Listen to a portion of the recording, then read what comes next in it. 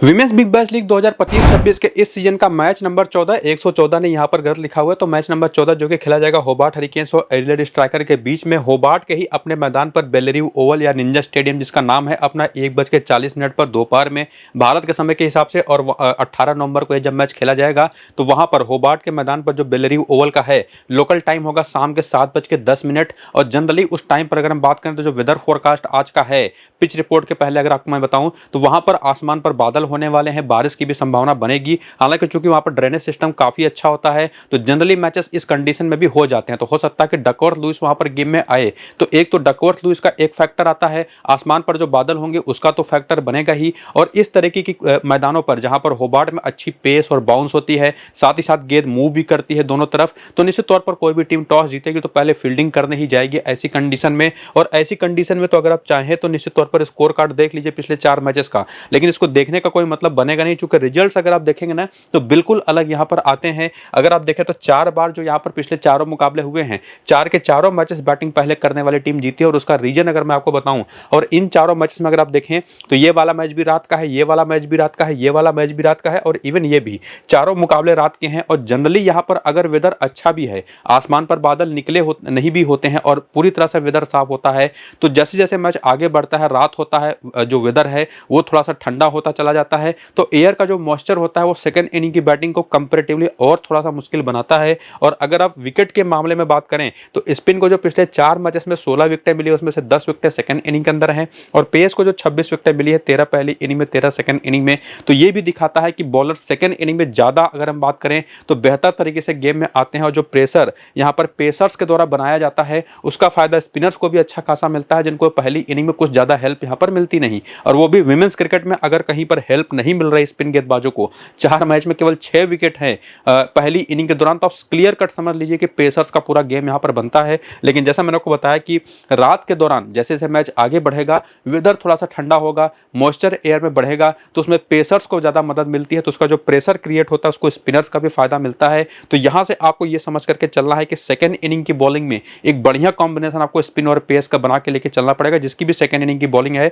और चूंकि वेदर ऐसा है तो वहां पर आसमान पर बादल होंगे तो पहली इनिंग में तो पेसर्स इंपॉर्टेंट हैं ही, और प्लस कुछ ऐसे स्पिनर्स दोनों टीमों की तरफ से जो भी खेलेगा पहली इनिंग की बॉलिंग करेगा, ऐसे स्पिनर जो पूरे 4 ओवर की बॉलिंग करते हो, तो वो कौन सी होंगी वो आगे आपको बताऊंगा। बाकी स्कोर कार्ड आप चाहें तो देख सकते हैं, बैटिंग के लिए काफी अच्छी कंडीशंस होती हैं। अगर आसमान साफ होता है तो 190 के आसपास का स्कोर भी यहां पर बनता है, तो 141 के स्कोर पर भी टीमें रुक जाती हैं, हालांकि वो स्कोर भी डिफेंड हुआ है। तो ओवरऑल लब्बो लुआ इस पिच रिपोर्ट का यही है कि यहां पर ऐसा कंडीशन बन रहा है आज के इस मैच में वेदर का कि जो भी टीम टॉस जीते वो पहले फील्डिंग करे, लेकिन ओवरऑल यहाँ का जो रिकॉर्ड है वो पहले बैटिंग करने वाली टीमों को फेवर करता है, और उसका रीजन आपको मैं पीछे बता चुका हूं। तो जो ताजा अपडेट्स होंगे टॉस के बाद वो देखना बहुत जरूरी होगा कि आसमान पर बादल हैं भी तो कितने, और साथ ही साथ क्या बारिश हो रही है या नहीं, पिच जो है वो कैसी है, और उसके बेसिस पर हमारी फाइनल टीम क्या बनेगी। वो सारे अपडेट्स आपको मैं टेलीग्राम और व्हाट्सएप चैनल पर दूंगा, वेदर रिपोर्ट, पिच रिपोर्ट और साथ ही साथ अपनी फाइनल टीम। तो जा करके ज्वाइन हो जाइए टेलीग्राम और व्हाट्सएप पर, लिंक आपको इसी वीडियो के डिस्क्रिप्शन में और कमेंट बॉक्स में जो पिन किया हुआ कमेंट है दोनों जगहों पर देखने को मिल जाएगा। तो सिंपली जाकर के लिंक को क्लिक करके टेलीग्राम और व्हाट्सएप को ज्वाइन करिए। और फिलहाल ये है आपके सामने होबार्ट हरिकेन्स की टीम का प्लेइंग 11 और बैटिंग ऑर्डर। हालांकि पिछले वाले मैच में कैली विल्सन को इन लोगों ने खिलाया नहीं था, लेकिन आज उम्मीद है कि ये खेलेंगे, चूंकि कंडीशन ऐसी है। रैचल ट्रेनामैन को हो सकता है लोग बाहर बिठा करके कैली विल्सन को खिलाएं। बाकी Lindsey Smith left arm orthodox bowler, Lauren Smith off spin bowler, Molly Strano right handed batter, चूंकि बैटिंग भी अच्छी खासी कर लेती है और ऑफ स्पिन बॉलर हैं। और उसके अलावा हेदर ग्राहम इनके पास एक तेज गेंदबाजी ऑलराउंडर हैं ही, हेली सिल्वर होम्स हैं ही इनके पास, राइट आर्म मीडियम पेसर, और इवन उसमें नेटली सिल्वर ब्रंट भी अब बॉलिंग करना शुरू कर चुकी हैं। निकोला कैरी भी बॉलिंग करती हैं, राइट आर्म मीडियम पेस और लेफ्ट हैंडेड बैटर हैं। और विकेट कीपर बैटर है लिजल ली और डैनी वैट जो ओपन करती हैं। दोनों कमाल के फॉर्म में है, पिछले मैच में दोनों ने जबरदस्त शुरुआत अपनी टीम को दिलाई थी, जिसके बारे में आगे हम डिस्कस करेंगे और डिटेल में। लेकिन उसके पहले बेंच को भी अगर आप देखें तो इनके पास जो बाकी 4 बेंच की प्लेयर्स उनका नाम आपके सामने है। हालांकि जैसे मैंने को बताया कुछ देर पहले कि रैचल ट्रेनामैन पिछले मैच में प्लेइंग 11 के अंदर थी, बैटिंग इनकी नहीं आई, लेकिन आज उम्मीद है कि इनको बेंच पर बैठा करके कोई एक एक्स्ट्रा पेसर टीम खिलाए। हालांकि पिछले मैच में तो कैली विल्सन खेली नहीं थी, तो वो नहीं खेली थी, तो बॉलिंग किस तरीके से, चूंकि पिछला वाला मैच इनका जो था ना वो बारिश से प्रभावित था, पूरा मैच हुआ नहीं, तो बॉलिंग भी उतनी करने की जरूरत पड़ी नहीं, जिसमें लिंडसे स्मिथ ने केवल 2 ओवर किया, पहला 9वां। नेटली सिल्वर ने तो ओवर ही केवल एक किया, वो भी दूसरा ओवर, उसमें भी विकेट लेकर के गई। निकोला कैरी ने तीसरा और 8वां ओवर करा, हेदर ग्राहम ने चौथा, 10वां, 12वां ओवर करा। बाकी लॉरेन स्मिथ ने 5वां, हेली सिल्वर होम्स ने 6वां ओवर किया, और और मॉलिस ट्रेनो ने 7वां और 11वां ओवर किया। और जनरली अगर पूरे 20 ओवर का गेम होता है तो इस टीम की तरफ से निकोला कैरी, हेदर ग्राहम और हेली सिल्वर होम्स, ये 3 ऐसी तेज गेंदबाज है जो कि पूरे मिनिमम से मिनिमम 3 से 4 ओवर करेंगी। और जो स्पिनर्स हैं ना, उसमें लिंडसे स्मिथ सबसे इंपॉर्टेंट स्पिन बॉलर हैं, दूसरी सबसे इंपॉर्टेंट बॉलर लॉरेन स्मिथ हैं, यहाँ पे मॉलिस ट्रेनो है। लॉरेन स्मिथ से 1 ओवर 2 ओवर इससे ज़्यादा ओवर्स कराए नहीं जाते, तो ये भी आपको समझ करके चलना है। बाकी अगर नेटली सिवर जिन्होंने पिछले मैच बॉलिंग करी, ये भी अगर बॉलिंग करते तो निश्चित तौर पर स्पिनर्स के ओवर और भी कम होंगे इस टीम की तरफ से। तो ओवरऑल ये टीम बहुत स्ट्रांग है, ऑलराउंडर्स की भरमार है इनके पास। तो जो इनके पास खिलाड़ी हैं उनका करियर कैसा रहा है T20 फॉर्मेट में, उसका सारा डेटाबेस आपके सामने यहाँ पर है। जो प्लेयर्स के नाम है उनके सामने उनका करियर, कितने मैचेस खेले, कितने रन बनाए, बैटिंग एवरेज क्या रहा, या जो बॉलर्स हैं जैसे लिंडसे स्मिथ के 95 मैच में 107 विकेटें हैं, उसमें हर पहली इनिंग में इनको लगभग 21 गेंदें लगती हैं ऑन एन एवरेज 1 विकेट निकालने में। सेकंड इनिंग में 17 गेंदों। तो इनिंग के बेसिस पर किसकी क्या यूटिलिटी है वो भी आप देख सकते हैं। पूरे करियर के दौरान बैटर्स का बैटिंग एवरेज देख सकते हैं। तो वीडियो को यहीं पर रोकिएगा और हर एक जो प्लेयर है होबार्ट हरिकेन्स की, जिनके बारे में एक्चुअली उनके अनुभव के बारे में अगर आपको जानना हो कि वो कितनी एबल हैं, उसको आप यहां से देख लीजिएगा। और इसको देख करके आगे आइए रिसेंट फॉर्म की बात करते हैं। और ये टीम आपको मैं शायद बताया नहीं, लेकिन बता दूं 3 मुकाबले ऑलरेडी खेल चुकी है और 3 के तीनों जीत चुकी है और बड़ी आसानी से जीते हैं इन्होंने। और तीनों मुकाबले को जीत करके पॉइंट्स टेबल में नंबर 1 पर भी ये टीम है। और उन तीनों मैच में इनके जीतने में सबसे बड़ा रीजन रहा इनके दोनों ओपनर्स। अगर आप लीजर ली की बात करें तो पहले मैच में शुरुआत अच्छी दिलाई, हालांकि 13 रन बना के आउट हो गई। उसके बाद 55 और 59 नाबाद की 2 जबरदस्त पारियां खेली। और डानी व्याट ना, ये तो अपने करियर के ड्रीम फॉर्म में है बेसिकली। 44, 45 और 90 रन की 3 धमाकेदार पारियां खेल चुकी हैं और दोनों की दोनों बहुत ही शानदार फॉर्म में हैं। इसके बाद आते हैं नट्टी सिवरब्रंट, जो कि पहले 2 मैच में तो बॉलिंग करते दिखाई नहीं पड़ी, बल्ले से भी कुछ खास योगदान रहा नहीं। लेकिन पिछले मैच में आपने देखा, पीछे भी आपको मैंने बताया कि 1 ओवर इन्होंने किया और विकेट भी लेकर के गई। अब ये भी उतनी ही इक्वली इंपॉर्टेंट हो जाती हैं इसी वजह से। और इवन कप्तान है, उस कप्तान की भी बेहतर ऑप्शन हो जाती हैं। इसके बाद आती है निकोला कैरी। इन्होंने तो जबरदस्त परफॉर्मेंस अभी तक दी है। 2 रन नाबाद 2 विकेट, 26 नाबाद 1 विकेट, 58 नाबाद कोई विकेट नहीं। तो अभी तक तो आउट भी नहीं हुई है बल्ले करते हुए, लेकिन बॉलिंग करते हुए भी विकेट इन्होंने निकाली हैं। अब चूंकि इतना स्ट्रॉन्ग बैटिंग लाइनअप है जो कि फॉर्म में भी है, अब टॉप 4 अगर रन भी बना रहा है, उसमें 2 ऐसी बॉलर है जो कम से कम 6 से 7 ओवर भी करके दे देना, तो उसके बाद चाहे वो एलिस विलानी हो, इनकी तो उतनी जरूरत आपको रह नहीं जाती। क्योंकि उसके बाद की भी जो ऑप्शंस है ना, जैसे हेदर ग्राहम हो गई, इनके बारे में आपको मैंने पीछे भी बताया कितने ओवर करती हैं। तो वीडियो स्किप मत करिएगा, पूरा एक एक चीज देखिएगा। बाकी विकेटों के नंबर्स देखकर क्या समझ भी सकते हैं। अभी तक के 3 मैचेस में 5 विकेट ले चुकी हैं। हेली सिल्वर होम्स के पहले 2 मैचेस में ही 5 विकेट थे। पिछले मैच में चूंकि बारिश से प्रभावित था, सेकेंड इनिंग की बॉलिंग थी, वहां पर केवल 1 ओवर किया तो विकेट मिला नहीं। लेकिन बॉलर बहुत ही कमाल की है, खास करके पहली इनिंग की बॉलिंग हुई तो। इसके बाद मॉलिस ट्रेनो के भी 3 मैच में 3 विकेटें हैं। और स्पिनर्स में इस टीम की तरफ से एक तो मॉलिस ट्रेनो और दूसरी लिंडसे स्मिथ, ये 2 सबसे इंपॉर्टेंट ऑप्शन है जो कि अभी तक 2-3 मैचेस में 3 विकेट ले चुकी हैं। और इंपॉर्टेंट कहने का मतलब ये है कि सबसे ज्यादा ओवर्स यही करेंगी। विकेट कितना निकालेंगी वो अलग बात है। लॉरेन स्मिथ भी इंपॉर्टेंट तो हैं, लेकिन जनरली इनसे पूरे ओवर कराए नहीं जाते। हालांकि रिसेंट टाइम में बहुत अच्छे फॉर्म में, पिछले तीनों मैच में 3 विकेट ले चुकी हैं।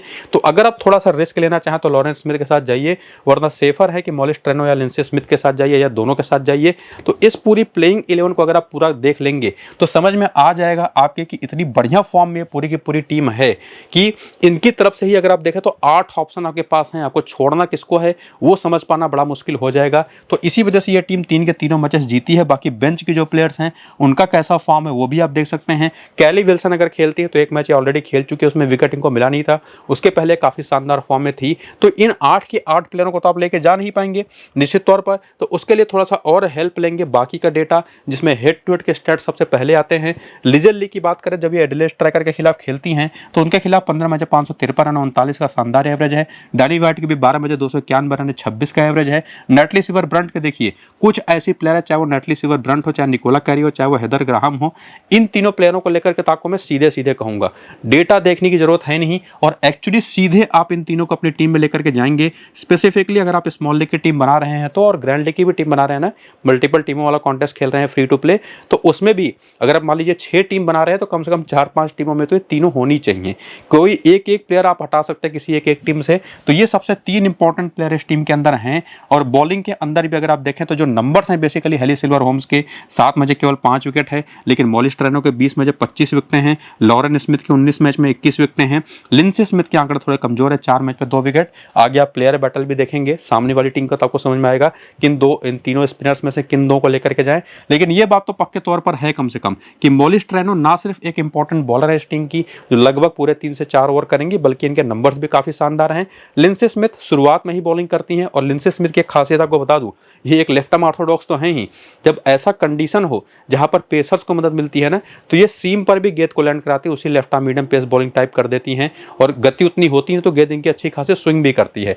और ऐसे वेदर में मैं इनको ज्यादा इंपॉर्टेंट मानूंगा, डेटा भले इनका साथ ना दे रहा हो। लॉरेन स्मिथ निश्चित तौर पर सेकंड इनिंग की बॉलिंग के लिए ज्यादा इंपॉर्टेंट हो सकती हैं और पहली इनिंग की बॉलिंग के लिए लिंडसे स्मिथ। ये चीज आपको मैं क्लियर करता चलूं कि दोनों में से किसको कब लेकर के चलना है, तो उम्मीद करूंगा डाउट्स आपके काफी सारे क्लियर हो रहे हैं और बाकी 4 प्लेयर को लेकर के कोई डाउट आपको रखना नहीं है। और लिजर ली और डैनी वैट दो ऐसी ऑप्शन हैं जिसमें निश्चित तौर पर सेकंड इनिंग की बैटिंग है तब तो दोनों काफी सेफेस्ट हैं। पहली इनिंग की बैटिंग है तो किसी एक को तो आपको ड्रॉप करना पड़ेगा, क्योंकि सारी की सारी प्लेयर तो अपनी टीम में आप लेके जा नहीं सकते। तो ये चीज आपको जरूर ध्यान में रखनी है। लेकिन फिर भी किसको ड्रॉप करें उसको समझने के लिए थोड़ा सा एक और डेटाबेस का सहारा लें, तो यहीं पर आपको थोड़ा सा हिंट मिल जाएगा कि इस वेन्यू पर डैनी वैट के नंबर्स काफी खराब है। 5 बजे 71 रन 14 का एवरेज, लेकिन लिजर ली के आंकड़े बहुत ही शानदार है। 11 मैच पे 31 का एवरेज। बाकी net receiver Nicola Carey, Heather Graham को लेकर के कोई क्वेश्चन है नहीं। एलिस विलानी के नंबर्स आपने पीछे देखे, रिसेंट फॉर्म के तो नंबर बैटिंग की आई नहीं इनकी, लेकिन हेड टू हेड के नंबर भी काफी शानदार हैं। वेन्यू के आंकड़े भी बहुत ही जबरदस्त हैं। पहले एक्चुअली टॉप ऑर्डर पर बैटिंग करती थी, लेकिन फिलहाल इनकी यहाँ पर जरूरत आपको पड़ेगी नहीं। बाकी हेली सिल्वर होम्स को आपको तभी रखना है अगर पहली इनिंग की बॉलिंग है। नंबर्स तो इनके उतने अच्छे थे नहीं। बाकी मॉलिस ट्रेनो आपकी टीम में रहेंगी ही रहेंगी। और आपको मैं ऑलरेडी बता चुका हूं कि सेकंड इनिंग की बॉलिंग है तो लॉरेन स्मिथ, पहली इनिंग की बॉलिंग है तो लिंडसे स्मिथ और कैली विल्सन अगर खेलती हैं। ग्रैंडली की कई सारी टीमें आप बना रहे हैं तो आप इनको भी ट्राई कर सकते हैं। बाकी कोई प्लेयर उतने इंपॉर्टेंट है नहीं। कैथरीन ब्राइस अगर खेलती है तब तो ये मस्ट हैव है, लेकिन कौन सी प्लेयर कितने इंपॉर्टेंट है, कब किसको लेके जाना है, ये चीज यहां तक आते आते मैंने आपको क्लियर कर दिया है। जिसमें प्लेयर बैटल का भी डेटा आप यहां पर देख सकते हैं कि जब ये जो होबार्ट हरिकेन्स की बैटर्स है जब एडली स्ट्राइकर की बॉलर्स को फेस करती हैं तो लिजर ली के अमांडा विलिंगटन पर 3 बार आउट हो चुके हैं, लेकिन 122 रन भी हैं। और इवन मेगन स्टूट पर भी 3 बार आउट हुए, लेकिन 92 रन हैं। तो आंकड़े इनके सामने की टीम के बॉलिंग के खिलाफ बहुत अच्छे हैं। 340 का एवरेज है। इसके बाद डैनी वैट के आंकड़े आपने देखे, हेड टू हेड में थोड़े से कमजोर है, वेन्यू पर और भी खराब है और उसी का रिफ्लेक्शन थोड़ा सा आपको यहाँ पर दिखाई पड़ेगा। मेगन स्टूट पर 20 के आसपास का एवरेज है, 222 रन बना करके 11 बार आउट हुई हैं। डार्सी ब्राउन को अच्छा खेल गई है, सोफी क्लिस्टन को तो और भी अच्छा खेला इन्होंने। जेमा बार्सबी पर आंकड़े इनके खराब है, 50 रन बना करके 3 बार आउट हुई हैं। और इवन तालिया मैकग्रा पर भी आंकड़े थोड़े से खराब है, लेकिन एमांडा विलिंगटन पर बहुत अच्छा खेली है। उसी तरह से नेटली सिल्वर ब्रंड के भी आंकड़े अगर आप देखें तो इनकी दिक्कत जो कुछ हद तक रही है मैडलिन पीना पर थोड़ा सा, हालांकि मैडलिन पीना कभी कभार ही बॉल करती हैं। डार्सी ब्राउन पर भी एक बार सस्ते में आउट हो चुके हैं। एमांडा विलिंगटन पर थोड़े से नंबर्स खराब हैं। ओवरऑल बाकी बॉलिंग को काफी अच्छा खेला है इन्होंने। और बाकी उसी तरह से निकोला कैरी, हेदर ग्राहम जो कि लेफ्ट आर्म ऑर्थोडॉक्स पर तो बहुत ही पुअर खेलती हैं, और एलिस विलानी, ये इनके भी आंकड़े जो बाकी सामने वाली टीम के इंडिविजुअल बॉलर्स के खिलाफ हैं, ये कितनी गेंदें फेस की, कितने रन बनाए, कितनी बार विकेट दे करके गई हैं, वो सारा डेटा आपके सामने है जो कि आपको क्लियर कर देगा कि सामने की टीम की तरफ से एमांडा विलिंगटन तो इक्वली इंपॉर्टेंट है, मेगन स्टूट भी बहुत इंपॉर्टेंट है, तालिया मैकग्रा बहुत इंपॉर्टेंट है, सोफी क्लिस्टन को तो आप छोड़ सकते नहीं, लेकिन उसी में एक नाम जेमा बार्सबी का भी आता है। बाकी के नंबर्स भी आप देख लीजिए, जेमा बार्सबी का भी आता है जो कि एक बहुत अच्छी ट्रम्प हो सकती है, जो कि सामने की टीम की बैटर्स को इन्होंने अच्छा खासा परेशान किया हुआ है। लेकिन जेमा बार्सबी के साथ एक दिक्कत है, वो अभी आगे आपको बताऊंगा। बाकी प्लेइंग डाउन बैटिंग ऑर्डर आप एडली स्ट्राइकर की टीम का देख लीजिए कि टैमी बिमोंट है, लॉरा वुल्फार्ट है, मैडलिन पीना है, तालिया मैकग्रा कप्तान है, ब्रिजेट पैटर्सन है, एमांडा विलिंगटन है, एली जॉनस्टन है जिन्होंने बैटिंग बड़ी अच्छी करी थी पिछले मैच में। बाकी जेमा बार्सबी की बात करी ली, सोफी क्लिस्टन लेफ्ट आर्म ऑर्थोडॉक्स हैं, बाकी मेगन स्टूट और डार्सी ब्राउन दो तेज गेंदबाज दाहिने हाथ की। बाकी बेंच की प्लेयर्स के नाम आप देख सकते हैं जिसमें अनेसु मुसांगो एक बहुत अच्छा ऑप्शन हो सकती हैं अगर खेलती हैं तो। और बाकी बॉलिंग के आंकड़े देखें जो पिछले मैच में इन लोगों ने किए, इसमें डार्सी ब्राउन तो लगभग 3 से 4 ओवर पूरे करके देंगे, पिछले मैच भी 3 ओवर करे। मेगन स्टूट का फिलहाल ये WBBL का सीजन अच्छा नहीं जा रहा, फिर भी पिछले मैच में 2 ओवर करे। एमांडा विलिंगटन ने भी 2 ओवर करे, 5वां और 9वां सोफी क्लिस्टन ने 2 ओवर करे, और बाकी तालिया मैकग्रा ने 1 ओवर किया। जेमा बार्सबी का नाम आपको यहाँ पर दिखाई नहीं पड़ेगा, क्योंकि जेमा बार्सबी एक ऐसी प्लेयर हैं जिनके अगर आप करियर के आंकड़े भी देखें ना तो 119 में 92 विकेटें हैं। इसका रीजन यही है कि इनसे बॉलिंग काफी कम कराई जाती है जरूरत पड़ने पर ही, लेकिन एक ट्रम्प ये हमेशा रहेंगे। अगर थोड़ा सा रिस्क लेना चाहें तो इनके साथ आप जा सकते हैं। बाकी हर एक प्लेयर का करियर का आंकड़ा जरूर देख लीजिएगा। रिसेंट फॉर्म के आंकड़े भी आपके सामने हैं, जिसमें आपको दिखाई पड़ेगा कि टैमी बिमोंट ये थोड़ा सा इनकंसिस्टेंट रही है, ना सिर्फ इस सीजन में, इसके पहले के भी आंकड़े आप देखें तो बहुत ज्यादा कंसिस्टेंसी के साथ रन इनके आते नहीं और स्विंग बॉलिंग इनको परेशान करते हैं। बाकी लॉरा वुल्फार्ट तो इनका वर्ल्ड कप भी जबरदस्त धमाकेदार गया। इस WBBL के सीजन के भी पहले 2 मैच में शानदार पारियां इन्होंने खेली, पिछले मैच में नहीं चल पाई, केवल 4 रन बना के आउट हुई। मैडलिन पीना पर आप उतना भरोसा कर नहीं सकते, एक ट्रम्प ऑप्शन ही होंगे, ना सिर्फ मैडलिन पीना बल्कि आपको मैं ऑलरेडी बता चुका हूं कि जेमा बार्सबी 2 1-2 ऐसी नाम है ना जिनको आप बहुत ज़्यादा रिस्क अगर आप लेकर के टीम बनाना चाहते हैं तो शामिल करिए, वरना इग्नोर करिए। और उसी तरह से तालिया मैकग्रा तो one of the safest option इनको मैं मानूंगा। पिछले मैच में हालांकि अगर आप देखें तो बैटिंग करते हुए कुछ खास रन बने नहीं, बॉलिंग करते हुए विकेट अगर आप देखें तो इन्होंने एक बार लिया भी है बीच में, और कप्तान है टीम के, नंबर 4 पर बैटिंग कर रही हैं, तो इक्वली इंपॉर्टेंट इनको मैं मानूंगा। लॉरा वुल्फार्ड के साथ हमारी टीम में काफी इंपॉर्टेंट रहेंगी। और बाकी एमांडा विलिंगटन भी एक ऐसी प्लेयर है जिनके नंबर्स अगर आप देखें तो पिछले मैच के तो उतने अच्छे नहीं है, लेकिन निश्चित तौर पर एक बहुत ही सेफ और साउंड ऑप्शन है जिनको आप ना सिर्फ अपनी टीम में लेके जाइए 100%, बल्कि कप्तान है वो कप्तान भी बना सकते हैं। उसी में आती हैं ब्रिजेट पैटरसन, 2112 नाबाद की 2 पारी, एक बहुत अच्छी विकेट कीपिंग ऑप्शन जिनको आप एक ट्रम्प प्लेयर लेके जा सकते हैं निश्चित तौर पर। बाकी सोफी क्लेस्टन, मेगन सूट और डार्सी ब्राउन की खासियत ये रही है इस सीजन में कि ना सिर्फ इन्होंने बढ़िया बॉलिंग करी है, 3 मैच में 4 विकेटें चटकाए हैं, बल्कि 2 ओवर पावर प्ले के करती हैं, 2 ओवर डेथ के भी करती हैं। तो ना सिर्फ पहली इनिंग में बल्कि सेकंड इनिंग के लिए भी इंपॉर्टेंट हो जाती हैं। सोफी क्लेस्टन एक ऐसी बॉलर जिनको आप ड्रॉप कर नहीं सकते। मेगन सूट का फॉर्म थोड़ा सा रहा है खराब इस सीजन के अंदर, 3 मैच में इनकी पिटाई भी ठीक ठाक हुई है, विकेटें तो उन्होंने ली नहीं, लेकिन निश्चित तौर पर बहुत बड़ी बॉलर है, लगभग 3 से 4 ओवर पूरे करेंगी। अगर आप पूरी तरह से सेफ खेलना चाहते हैं तब तो आप जाइएगा यहाँ पर मेगन सूट के साथ। थोड़ा सा अगर आप रिस्क लेना चाहते हैं तो आप जाइए डार्सी ब्राउन के साथ। डार्सी ब्राउन मेरे हिसाब से थोड़ा सा बेटर ऑप्शन है, लेकिन एक लॉ ऑफ एवरेजेस होता है, ऑस्ट्रेलियन प्लेयर बहुत लंबे समय तक आउट ऑफ फॉर्म होती नहीं, तो हो सकता है कि आप डार्सी ब्राउन को थोड़ा सा अगर इग्नोर करें तो चाहे तो मेगन सूट को भी लेके जा सकते हैं। तो आप कितना रिस्क ले सकते हैं उस पर चीजें डिपेंड करेंगी। तो कौन सी बेस्ट ऑप्शन इस टीम के पास है वो तो आपको मैंने क्लियर किया। बाकी हेड टू हेड के आंकड़े भी काफी कुछ कहेंगे। टेमी बिमॉन्ट के आंकड़े उतने अच्छे हैं नहीं, लेकिन 42 का एवरेज है लॉरा वुल्फार्ड का होबार्ट हरिकेन्स के खिलाफ। बाकी मैडलिन पीना के आंकड़े देखिए, 4 मैच 136 रन है और 136 का ये एवरेज है, चूंकि एक ही बार आउट हुई है, तो एक बहुत अच्छी ट्रम्प रहेंगी, ऑलरेडी बता चुका हूं। तालिया मैकग्रा के आंकड़े कमाल के हैं इस टीम के खिलाफ, इवन इतने कमाल के हैं कि आप इनको सीधे कप्तान बना दीजिए। और बाकी ब्रिजेट पैटरसन का 21 का एवरेज है, एमांडा विलिंगटन के 6 मैच में 26 विकेटें हैं, तो बहुत ही धमाकेदार नंबर्स इनके हैं इस टीम के खिलाफ। और बाकी यहाँ पर एली जॉनस्टन के, एक्चुअली यहाँ पर ना एक चीज़ गड़बड़ हो गई, मेरे ख्याल से 16 मैच होगा ये, तो इसको ध्यान में रखिएगा थोड़ा सा, ये नंबर्स थोड़े से मिस्टेक हो गए हैं। बाकी यहाँ पर जेमा बार्सबी के 15 मैच में 13 विकेटें हैं, सोफी क्लेस्टन के 3 मैच में 6 विकेटें हैं, मेगन सूट के देखिए 17 मैच में 21 विकेट। लेकिन उसी तरह से डार्सी ब्राउन के आंकड़े देखें तो इनके भी नंबर्स काफी कमाल के हैं। तो एक्चुअली नंबर्स जो हैं हेड टू हेड के वो बताते हैं कि दोनों बॉलर्स आपके लिए काफी अच्छी ऑप्शन हो सकती है। और उसके बाद वेन्यू का डेटा देखने आएंगे तो यहाँ पर भी टेमी बिमॉन्ट ने कुछ खास किया नहीं है। लॉरा वुल्फार्ड का एवरेज बढ़िया है, चूंकि एक ही बार आउट हुई है 3 मैच में, तो 99 का एवरेज है। मैडलिन पीना के भी एक मैच में 35 रन है। तालिया मैकग्रा के आंकड़े काफी अच्छे हैं। एमांडा विलिंगटन के बारे में ऑलरेडी बता चुका हूँ कि बहुत बेहतरीन ऑप्शन होंगी ये। बाकी जेमा बार्सबी के 9 मैच में 7 विकेट हैं, सोफी क्लेस्टन के 1 मैच में 2 विकेट है, मेगन सूट के, डार्सी ब्राउन के आंकड़े भी काफी बेहतर हैं। तो ओवरऑल जो 5 से 6 प्लेयर बेस्ट होंगी, अगर आप मैडलिन डार्सी ब्राउन और मेगन सूट दोनों को लेकर जा रहे हैं तब तो 6 प्लेयर, वरना किसी एक को लेकर के जा रहे हैं तब 5 प्लेयर आपके लिए बेस्ट हैं इस टीम की तरफ से जिनको आपको लेके जाना है। बाकी मैडलिन पीना, जेमा बार्सबी वो ट्रम्प रहेंगी। सेकंड इनिंग की बैटिंग है तो आप टेमी बिमॉन्ट को भी थोड़ा सा रिस्क लेकर के ट्राई कर सकते हैं। और जैसा मैंने बताया मेगन सूट और डार्सी ब्राउन जो 2 ऑप्शन है ना, उनको पहली इनिंग की बॉलिंग में तो साथ में लेके जा सकते हैं, सेकंड इनिंग की बॉलिंग में मेगन सूट मेरे हिसाब से ज्यादा बेटर पिक होंगी। बाकी प्लेयर बैटल के भी आंकड़े आपके सामने हैं, जैसे आपको मैंने सामने वाली टीम का समझाया था ना, उसी तरह से टेमी बिमॉन्ट, निकोला कैरी पर एक बार सस्ते में आउट हो चुके और इनके आंकड़े आपने देखे ना तो हेड टू हेड के अच्छे ना तो वेन्यू के, और वही रिफ्लेक्शन आपको यहाँ पर दिखाई पड़ेगा। हर एक बॉलर के खिलाफ इनके आंकड़े बहुत ही पुअर है। और उसके बाद लॉरा वुल्फार्ड के आंकड़े अगर आप देखें तो इनके आंकड़े निकोला कैरी पर अच्छे हैं, आप कहेंगे 3 बार 85 रन बनाकर के आउट हुई हैं।